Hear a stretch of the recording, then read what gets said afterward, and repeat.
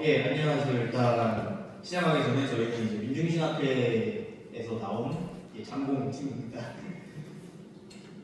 안녕하십니까. 이번 학술제에서 발표를 맡게 된 민중신학회 장공의 박한웅입니다. 오늘 저희는 민중신학회 강점에서 구약성서와 동성애에 대해 발표하겠습니다. 발표 시작하기 전에 작년 이제 학술제에서 비슷한 내용의 논문과 발표가 있었던 것으로 알고 있습니다. 일단 당사자에게 허락을 구하였고 저희는 또 다른 관점에서 이번 논문과 발표를 준비하게 되었습니다. 또한 정식적으로 시작하기 전에 먼저 이번 발표 내용에 불편한 감정을 느끼실 수 있는 분들이 계실 수 있습니다. 미리 사과드리고 저희는 특정 집단을 비방하거나 비난할 의도가 없었고 학문적 시선에서 이번 발표를 준비하게 되었습니다. 목차로서는 한국개신교의 반동성애적 성향, 구약성서와 동성애, 소돔과 동성애, 레위기와 동성애, 현대의 동성애자, 그리고 예수와 민중 순서로 진행하겠습니다. 일단 이번 한국 땡땡 장로회 총회에서 반동성애 시위가 있었습니다. 동성애를 둘러싼 논란이 있었죠. 이처럼 현대 대한민국 개신교는 반동성애적 성향을 가지고 있는 것을 확인할 수 있습니다. 한 A 목사는 동성애자를 축복했다는 이유로 교단에서 출교당하는 일이 있었습니다. 그렇다면 한국 개신교의 반동성애적 성향은 교단 상관없이 매우 광범위하게 일어나고 있습니다. 그렇다면 그 원인은 무엇일까요? 이 원인은 크게 세 가지로 나눌 수 있겠습니다. 첫 번째, 성서의 잘못된 해석, 두 번째, 반동성애적 전통, 그리고 세 번째로 성서 문자주의입니다.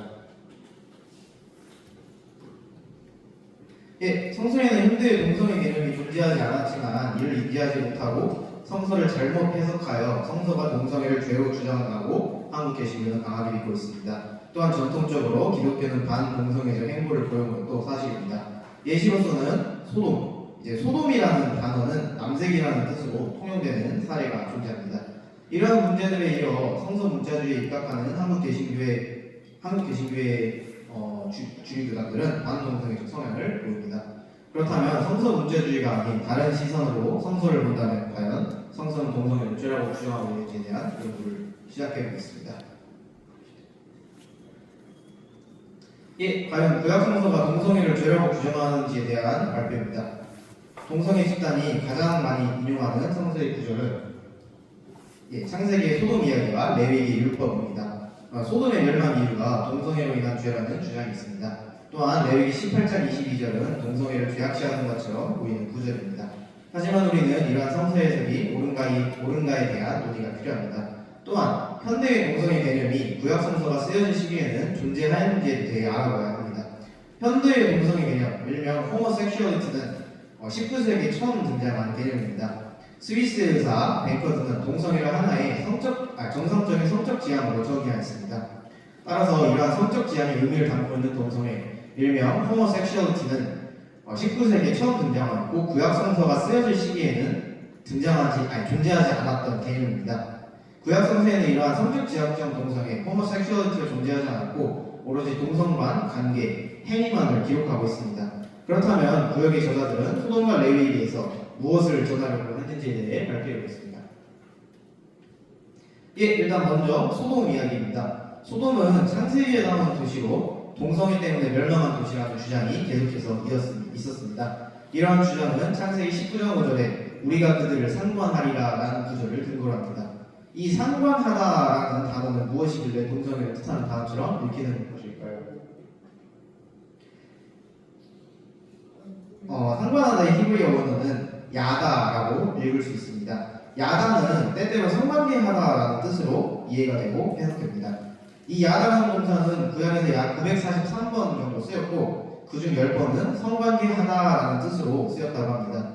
하지만 이 10번의 성관계하다라는 쓰임새도 동성관 관계를 의미한 적은 없다고 합니다. 따라서 야다라는 동사는 현대의 동성애 개념을 의미하는 단어가 아닙니다.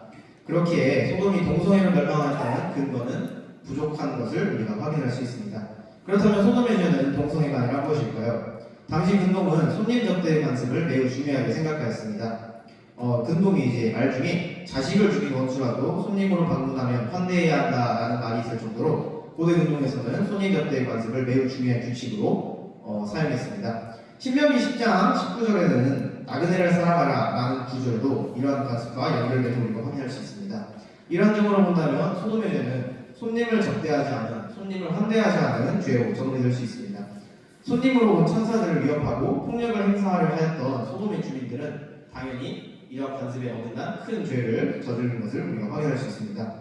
또한 후대의 기록들, 창세기 이후의 기록들은 소돔의 죄를 동성애가 아닌 인색함으로 기록하고 있습니다. 에스겔 16장 49절에 소돔의 죄는 교만함과 가난한 자를 돕지 않았던 인색함이라고 기록되어 있습니다. 따라서 소돔의 멸망 원인은 동성애가 아닌 손님을 접대하지 않는 냉대의 죄라고 해석됩니다. 자, 다음으로는 레위기에 대해서 알아보겠습니다. 레위기의 본문은 창세기보다 더 직설적으로 쓰여졌습니다. 레위기 18장 22절은 너는 여자와 교합한 같이 남자와 교합하지 말라 이는 가증한 일이다 라고 쓰여져 있습니다. 이 구절은 동성애가 죄라고 설명하는 것처럼 보입니다. 하지만 구약성서의 시대에는 앞서 말했던 것처럼 동성애의 개념이 존재하지 않았습니다. 이 구절은 오로지 동성 간 행위만을 집중하고 있다는 것을 우리가 인지해야 합니다. 이스라엘의 성결법에 의하면 뒤섞이는 것은 죄였습니다. 따라서 이스라엘인들은 동성 행위가 남녀의 위치, 역할, 의미를 뒤섞는 행위라고 생각하고 금지하였습니다. 또한 위 구절의 히브리 원문을 보면은 토에바라는 단어가 쓰여졌다는 것을 우리가 확인할 수 있습니다.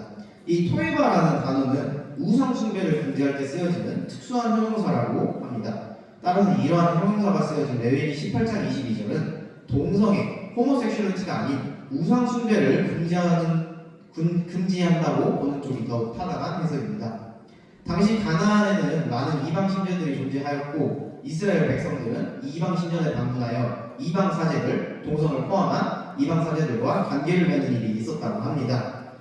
그리고 이러한 행위들은 우상 숭배로 이어질 가능성이 높고 또한 우상 숭배로 규정될 수 있기 때문에 레위기의 이러한 율법은 이런 우상 숭배를 막고자 기록되었다고 보는 것이 더욱 타당합니다. 정리하자면 레위기의 구절은 뒤섞임 그리고 우상 숭배를 금지하려는 목적이 더 큰 것으로 볼 수 있습니다. 따라서 레위기는 현대적 개념의 동성애를 반대하고 있지 않다는 것을 우리가 확인할 수 있습니다. 그렇다면 민중신학의 관점에서 본 현대의 동성애자들은 어떨까요? 민중신학의 관점에서 본 동성애자들은 과연 민중인가에 대한 정리입니다. 현대의 동성애자들은 개신교에 의하여 많은 차별을 받고 있습니다. 앞서 말했던 것처럼 축복을 했다는 이유만으로 성직자가 출교를 당하거나 또 아예 그 신학교에 입학할 수 없거나 또는 신학교의 직원으로 갈 수 없는 등의 차별을 받고 있습니다. 또한 대한민국 헌법 제36조를 잘 본다면 혼인과 가족생활은 개인의 존엄과 양성의 평등을 기초로 성립되고 유지되어야 하며 국가는 이를 보장한다라고 쓰여져 있습니다. 우리가 헌법 제36조를 자세히 들여다본다면 동성애 개념이 배제되어 있습니다. 또 한마디로 현대 동성애자들은 결혼의 권리를 보장받지 못하는 현실 속에서 살아가고 있음을 우리가 확인할 수 있습니다. 민중신학에서 민중을 크게 오클로스와 아마렌치의 개념으로 이해될 수 있습니다. 오클로스는 권리를 행하지 못하는 존재, 권리가 없는 존재들로 이해됩니다. 결혼의 권리가 존재하지 않는 동성애자들은 충분히 오클로스, 즉 민중으로 정리될 수 있습니다. 또 아마렌치라는 개념에 대입해서 본다면 죄를 지은다만 존재들로서 우리가 그들을 민중으로 볼 수 있습니다. 아마렌치는 신약성서 시대에 율법을 지키지 못한 사람들이 죄인으로 낙인 찍히면서 사용된 단어입니다. 안식일을 지키면 다음날 먹거리가 없어 굶어 죽기 때문에 어쩔 수 없이 안식일을 지키지 못한 자들이 율법에 위배되었다는 이유만으로 죄인으로 정죄당하는 일이 많았습니다. 따라서 아마렌치는 율법을 지킬 형편이 안 되어 죄를 짓게 된 사람들입니다. 동성애자들은 분명 죄를 짓지 않았지만 개신교의 잘못된 성서 이해에 의하여 죄인, 곧 죄지음을 당한 자들로 정리할 수 있습니다. 따라서 결혼의 권리가 존재하지 않고 죄지음을 당한 동성애자들은 분명한 현대의 민중으로 정리할 수 있겠습니다. 다음으로는 민중과 예수 이제 결론 부분입니다. 동성애자들은 민중으로 정리될 수 있음을 전 PPT에서 확인했습니다.